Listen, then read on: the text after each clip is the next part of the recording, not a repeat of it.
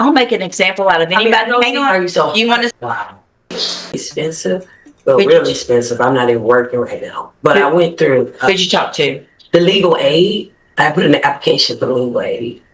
Okay. It's a place that help you get a lawyer, but they say it could take 6 months to a year. So. Okay. So did you talk to any other lawyers like I told you to? The first 3 that I talked to, wow, I talked to like probably 8 of them. But the lowest there goes. That opening warning tells you everything about this courtroom. Respect isn't optional. It's a condition of surviving the hearing. And now, a new defendant steps up. But what starts as a discussion about hiring a lawyer is about to reveal a much bigger problem.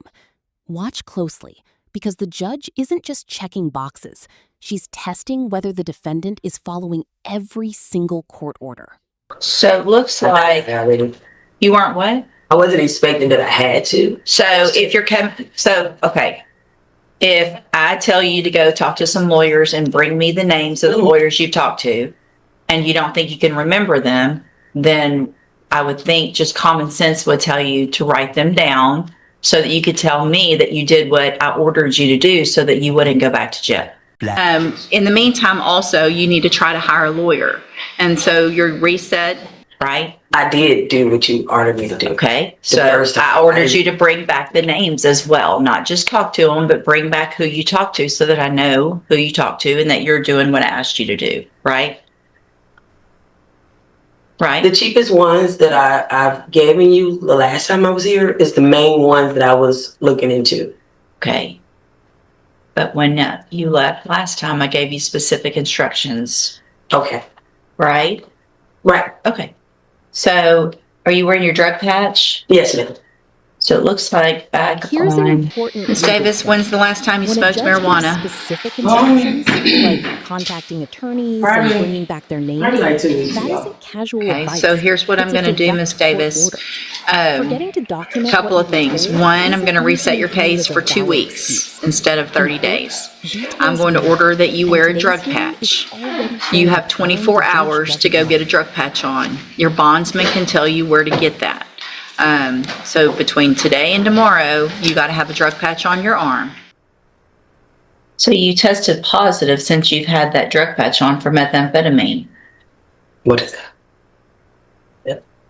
What does that mean? I don't. But with the patch? Mm-hmm. Looks like you tested positive for methamphetamine, and cocaine. Hold on. Let me print it out so I can read it better.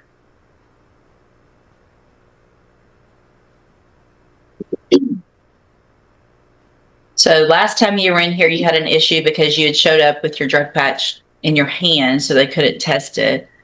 So I tested you in court, and then I made you get the drug patch put on again and told you to keep it on. And then the drug patch that was put on January 25th. But I am ordering that you have the drug patch. If I don't have proof that you have the drug patch, by tomorrow, there will be a warrant for your arrest.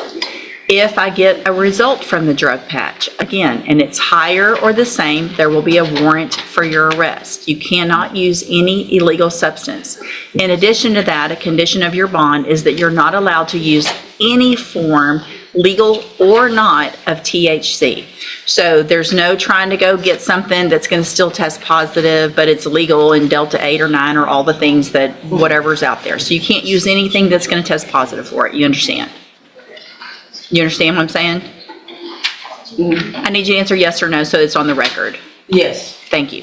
So in the meantime, also, you need to try to hire a lawyer. And so your reset between now and 2 weeks, it's not a very long one, but I want to make sure you start attempting to hire a lawyer. If you get someone hired before the next court date, bring the reset notice that you get today to that lawyer, and they'll tell you what to do, okay? Yes. If you're unable to hire a lawyer before the next court date, then I'm ordering you to visit with at least 3 lawyers. They all charge different amounts. You have different payment plans. Bring me back the names of the lawyers you've talked to so I know you're trying, and then we'll discuss your options. Also, when you come back, please bring me proof of your visit with your doctor this afternoon, okay? Which was the day before that court date. So you had one on, you had taken it in, you put it on, tested positive for methamphetamine and cocaine. Have a seat in the jury box. I'm going to have you tested this morning, and then I'll decide what to do. Actually, come on, ma'am. Come on back up here. I know what I'm going to do. So, Ms. Davis, obviously it is a violation of your bond conditions to use any illegal substances, right? And so you tested positive for cocaine and methamphetamine on that drug patch, in addition to, in the past, not having it on correctly. Okay, well, that's two very different things. Yeah, I'm everywhere with it right now. What? I'm everywhere with it right now. Are you?